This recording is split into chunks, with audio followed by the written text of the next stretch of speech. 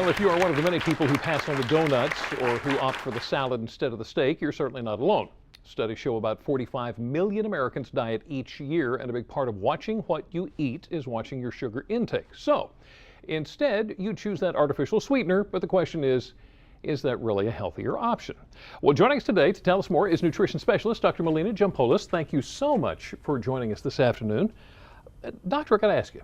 Thank you for having me. Saccharin, aspartame, they're all billed as healthier alternatives to sugar, but really are they? Well, that's a great question. I mean, the bottom line is Americans are consuming way too much sugar. So I think they need to cut back. And those are all no-calorie sweeteners. So the only one of that category that's natural is stevia. So it comes from a plant. The rest of them are artificial. And overall, the safety data is they're all considered recognized as safe. Unfortunately, Americans are consuming more and more of them at a younger age. So I am more comfortable as a doctor and a mom with a more natural, no-calorie alternative like stevia. Okay, I want to talk more to you about stevia here in just a second, but first let me ask, I go into the store, I look for the sugar-free products. Is there still some kind of sweetener in there? Well, the sugar-free products, many of them are probably going to be loaded with artificial sweeteners, so the more chemical kind. So, I mean, you know, at the end of the day, if you're choosing that over a full sugar option, I think that's a better choice.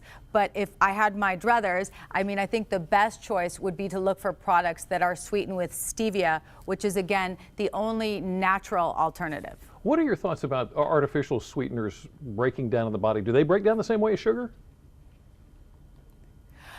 No, they don't, and they're not all the same, and that's a really important point because people want to lump them into one category. And for example, aspartame is actually broken down by the body into 3 different types of chemicals, which is why it can't be used in people that have a certain type of disease that's not tolerant of one of those. Now, sucralose is not broken down by the body, so it actually passes through. So they're all different, and they all have different, you know, chemical compositions, and frankly, we don't know everything about them. And that's, I think, where a lot of experts, including the Academy of Pediatrics, for example, has a little bit of concern because we don't feel like there's enough safety data in young children, which really are a more vulnerable population. So, you know, they do seem to, you know, have some effect in the body, even if it's, you know, on programming in any shape or form. So I think overall they should be limited. And again, I'm a bigger fan of a more natural product. Okay, so these other products, are they tested by the FDA? They're regulated by the FDA, so the onus is on the companies to provide enough safety data. Generally, this is in animal studies, and it's where you give them really large volumes. And there's been some, you know, back and forth on this issue, but I think overall, the major studies have shown that, you know, there's no increased risk of cancer or things like that. But again, we haven't, you know, they're just starting to being used more in a younger population of kids because there's so many obese kids in this country. So I think, you know, that's my biggest concern. And many people have, you know, different concerns even with the artificial sweeteners. But the research overall, there has been no, you know, definitive study showing a negative health effect of artificial sweeteners. So I think, you know, if you're using them to replace sugar, it's okay, but, you know, natural would be my first choice. Okay, we see natural on a lot of products. What exactly does that mean?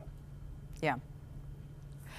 That's a great question. When it comes to products in general, it doesn't mean much. It really only is relevant and defined when it comes to sweeteners. So that's an excellent point. If you look at the front of a package and you see the word natural, there really is no legal definition of that. There's very strict definitions for the word organic, but natural really in general on the front of packages is more of a marketing term. So I recommend that when you're shopping, if you want to be a savvy consumer, that you really flip over the package and you look at the ingredients list to identify whether it has coloring, artificial additives like that, like coloring or sweeteners, and just try to cut back on those products, especially with your kids. Do I understand that people with certain allergies towards certain plants need to be careful?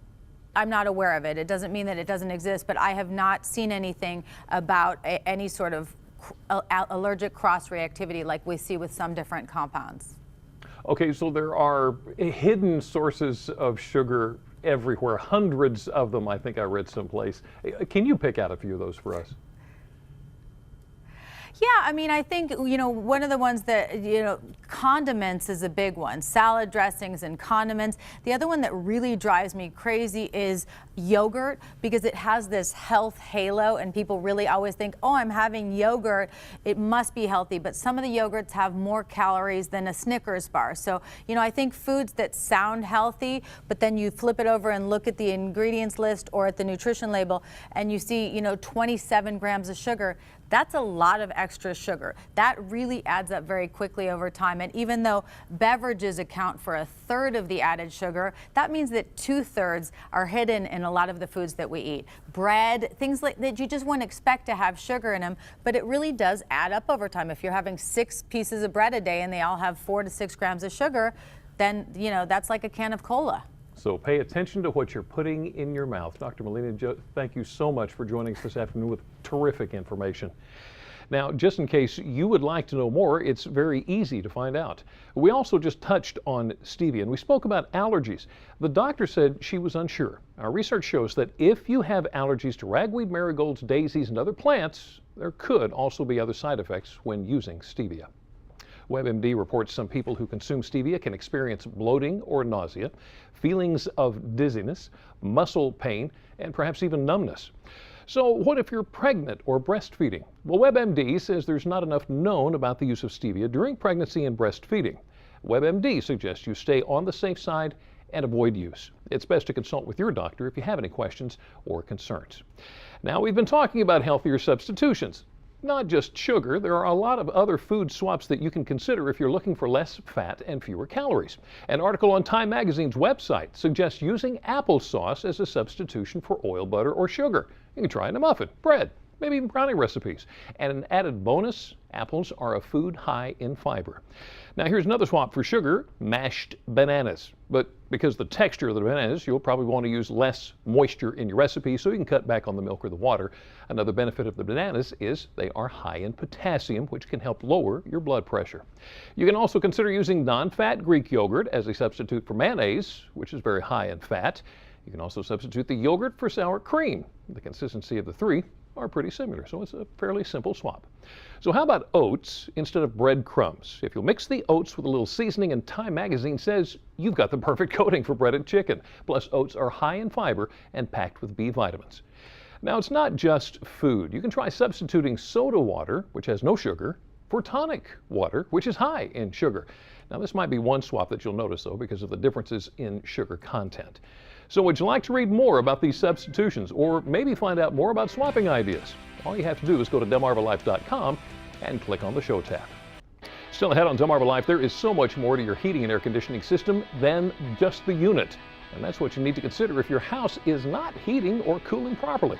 We're going to tell you how you can use this megaphone-looking device that could save you thousands of dollars if you're considering taking out the old equipment and replacing it with new. Now, while we're at home, let's talk gutters. Are yours full of leaves? I know mine are. What if you never had to clean them out again? We're going to learn how. But first, we've been talking about what we eat and its impact on our health. Maybe you're also thinking about going organic. Dr. Oz has more. Organic or not, a table laden with 100% organic, locally grown food is ideal for both you and a sustainable environment. The further your food has to travel, the less nutritious it is. However, this isn't always practical or cost effective. So here's some tips. As a rule, non-organic fruits and vegetables with thick skins that can be peeled, such as bananas or mangoes, are fine. Thin-skinned fruits and veggies like lettuce, spinach, strawberries, and apples are best organic. Whether going organic or not, always wash your produce before eating it. In the winter, consider frozen produce like peas, picked at the peak of freshness. They're often cheaper and a more nutritious option. Finally, get to know your local farmers market, especially in the summer.